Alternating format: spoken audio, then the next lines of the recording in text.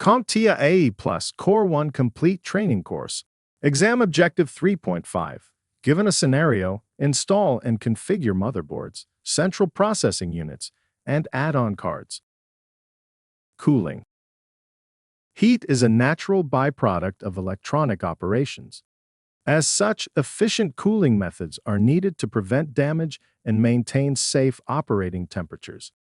Within a computing device, you are likely to find one or more of the following cooling methods in use. First up, we have a heatsink. A heatsink is a metal structure that absorbs and disperses heat generated by electronic components, such as CPUs or GPUs.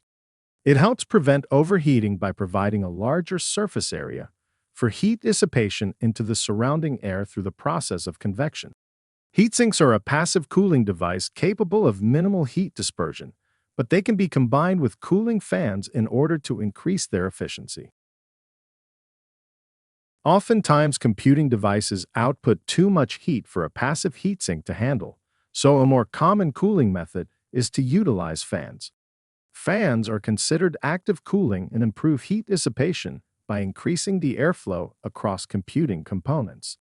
The general logic is more fans will equal more cooling, but there will be a limit to how much heat dissipation can be achieved using this method.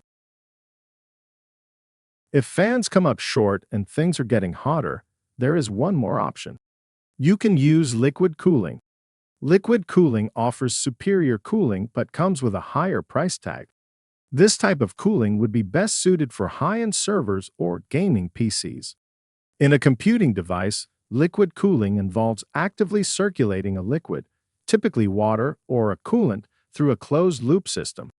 This method provides the best cooling because liquids are more efficient than air convection at dispersing heat.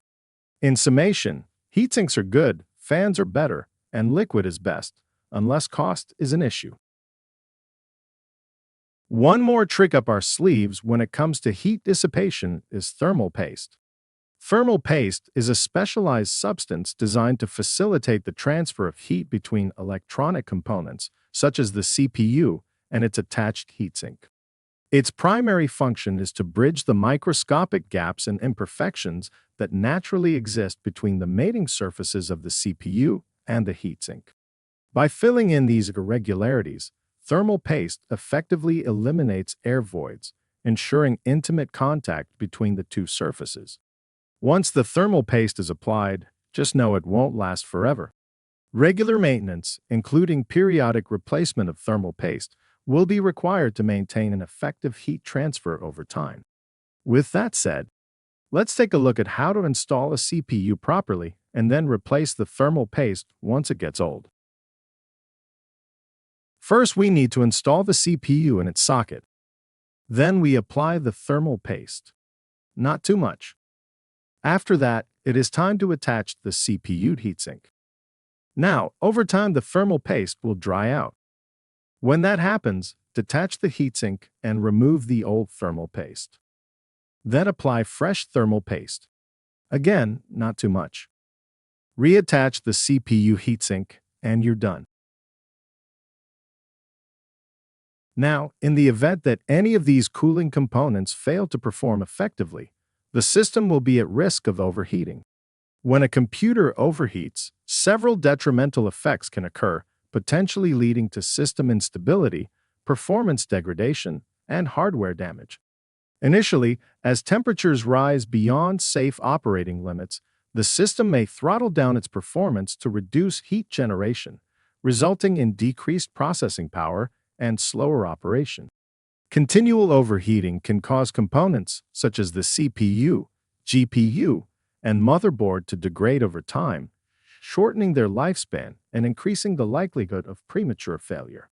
In severe cases, prolonged exposure to high temperatures can lead to thermal runaway, where components reach temperatures beyond their design limits, causing malfunctions, system crashes, and even permanent damage.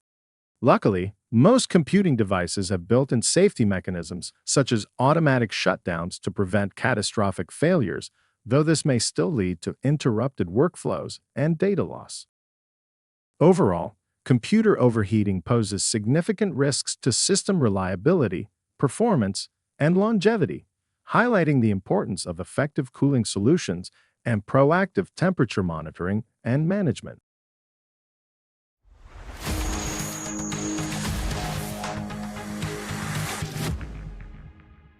Thank you for watching. Subscribe for more great content.